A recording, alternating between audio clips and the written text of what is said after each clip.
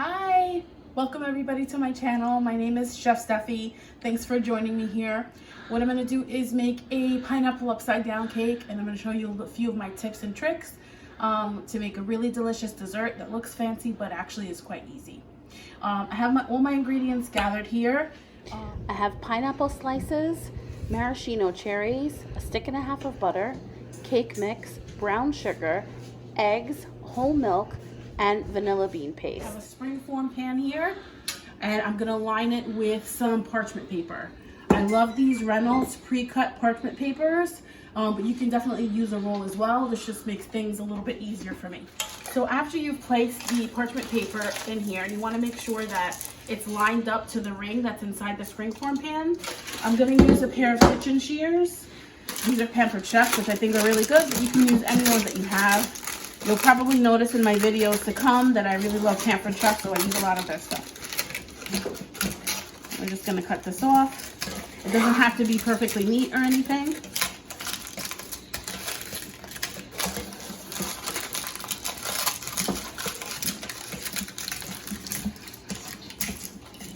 Okay. I'm gonna just discard this. Next, I'm going to melt a 1/4 cup of butter in the microwave, and then I'm going to sprinkle about a cup of brown sugar in the bottom of this, and I'm going to spray the sides with Pam, and then I'm going to lay my pineapple slices and my cherries in the bottom of the pan and set it aside. All right, so what I'm going to do next, I've measured out a cup of brown sugar. You could use light brown sugar, dark brown sugar, whatever you happen to have. I have light brown sugar.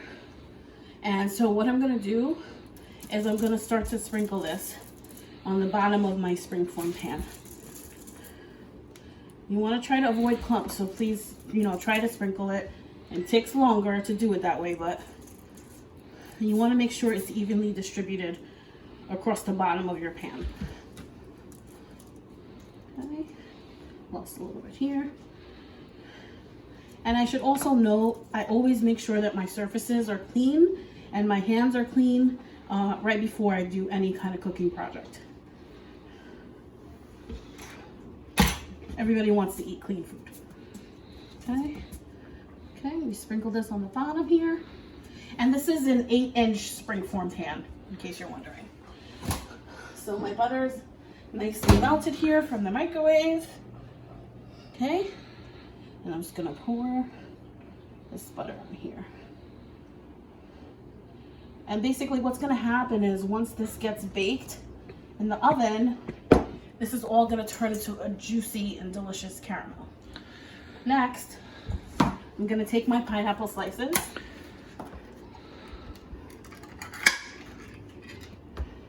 Okay, and we're gonna drain it, but we're gonna reserve the juice.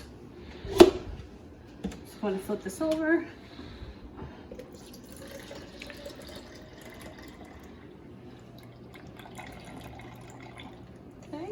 Like so. And I'm gonna take my pineapple slices and I'm gonna start arranging them on the bottom of my pan.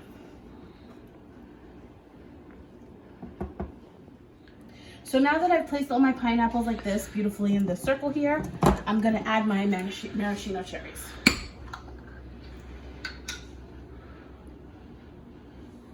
And I'm just gonna place one in each of the circles of the pineapple and around. It's a beautiful color and it makes a really nice effect. And for maraschinos, brand doesn't really matter in my opinion. They pretty much all taste the same. So I've placed them in the centers. Now I'm gonna place them also around, like so. Okay, so now that I've arranged the pineapples and the cherries, I'm just also gonna quickly spray the sides of the pan with some Pam cooking spray. The last thing we want is for our cake to stick to the side, because that would really suck. So next, I'm gonna actually make my cake mixture, and I'm gonna let you in on a little secret. Ready? I use a box mix. Gasp! The horror. I'll tell you why. First of all, it contains the basic ingredients that you need to make any cake. So why should I bother measuring out flour, salt, all these other things when I can just get it right here? Plus, I'm a mom of twins. They're toddlers and I work full time. So I want to make fresh baked goods, but I don't have a lot of time. So this saves me a heap of time. So what I do, instead of following the directions on the back, I do my own thing. So instead of water, I use milk. And instead of oil, I use a full stick of butter. So I'm gonna combine everything here in my mixing bowl for you guys to see. My beautiful KitchenAid stand mixer. If you don't have one, get one if you can. It's the best thing in the world. Mine's named Scarlett. I love her. All right, so we're gonna open this package here, my handy dandy knife, and we're gonna pour this mixture in here. And again, if you don't wanna use cake mix and you wanna be fancy, you can do that, okay? It calls for 3 eggs, my local supermarket brand eggs. Again, eggs is something that I feel like you don't really need name brand. Egg is egg. Okay, that's 1, that's 2, that's 3. It's funny, I was on quite a streak for a while. Every egg that I opened was a double yolk, which I felt like was a sign because I have twins. But in any case, so we have 3 eggs in here. We're gonna measure out 1 cup of milk. I use whole milk. Okay. Okay.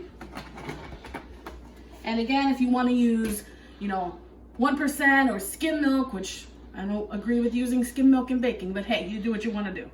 And then I'm going to pour it right in here. And then I'm also going to use another secret weapon is vanilla bean paste.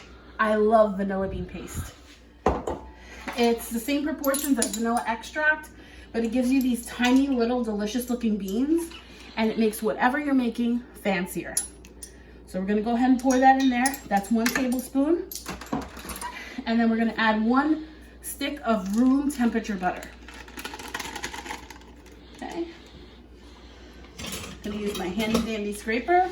We wanna get all that delicious buttery goodness in the cake. Okay. So now I'm gonna take this, oh, almost forgot. We're making pineapple upside down cake. Remember the pineapple juice that we reserved from the can? We're gonna pour this into our batter. Okay. And I poured in about a half of a cup. All right, so we're gonna take this over to the mixer and we're gonna let Scarlett get to work. I'm mixing it here in Scarlett and I'm starting it off slow and I'm just gonna scrape the sides so that we make sure everything is starting to get incorporated. Once I'm satisfied that everything is all mixed, I'm gonna kick it up a notch to a higher speed. And I'm gonna let it beat like that for about 4 minutes. So here's my batter. If you look closely, you can see all the beautiful black vanilla specks from the vanilla bean paste. And when the cake is baked, it's gonna look even more beautiful and fancy. About halfway through, about 2 minutes in, I checked the batter and tasted it. It wasn't pineapple-y enough for me, so I added the rest of the reserved pineapple juice. So now what I'm gonna do is, I'm gonna take a foil lined baking sheet, and I'm gonna take my prepared springform pan, place it in the middle here, and I'm gonna pour my batter on top, and then I'm gonna put it in the oven at 350, and I'm gonna start at about 35 minutes, and then I'm gonna continuously check it to make sure that it's done. We don't want it to be overdone. So I'm gonna use my spatula here, and I'm gonna pour my batter right here on top of my pineapples, cherries, brown sugar, and butter. Okay.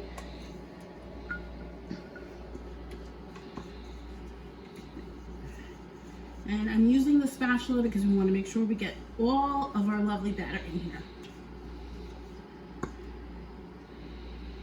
Okay. All right, tap it lightly to make sure that we get rid of any air bubbles, but not too much. And I'm putting it on a foil lined baking sheet because this is a springform pan, so it's not a completely airtight seal. So we might have some seepage. So I always put it on a baking sheet just in case there's a little leakage and it doesn't get all over my oven. Okay, time to go in the oven. So typically you're gonna have some pineapple slices left over. What I like to do is I actually put them in the freezer along with whatever little juice is left in there and let it freeze. And it's a really great, actually healthy snack for you to have later. So this is the cake. It's done. I stuck a knife through the middle. I started testing it at about 35 minutes, but it needed to stay in the oven for about 55 minutes. But everybody's oven is different. So again, you want to keep checking it. You want to put a knife in the middle or a toothpick or something. And when it comes out clean, that's when the cake is done. So as I said, I've just taken it out of the oven. I'm going to take a sharp knife and I'm going to run it around the sides here immediately.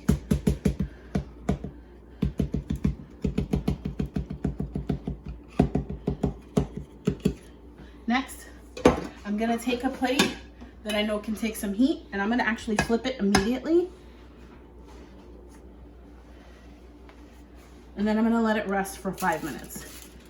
Okay.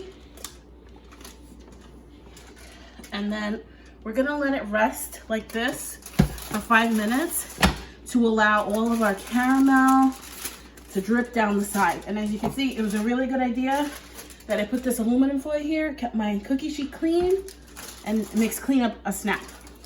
See you guys in 5 minutes. So here we are, the moment of truth. So one of the reasons that I use a springform pan is so that it's easier for the cake to release. So we're gonna use our oven mitts because it's still hot. And we're gonna, that's a good sign. All right. We're gonna take this part off. It looks good. Yay. And now we are going to take off the top. Oopsie. And look at our beautiful pineapple upside down cake. Look at that, guys. It smells absolutely amazing. You can see all that beautiful caramel. And as it cools even more, and you want this to cool at least half an hour before you serve it, because we want the caramel to actually solidify a little bit. If we cut it now, it's gonna completely fall apart. But here we go. A beautiful pineapple upside down cake that I'm gonna serve to my family with dinner. Thank you guys so much for sticking with me all the way through. And as my daughter Colette says, don't forget to like and subscribe.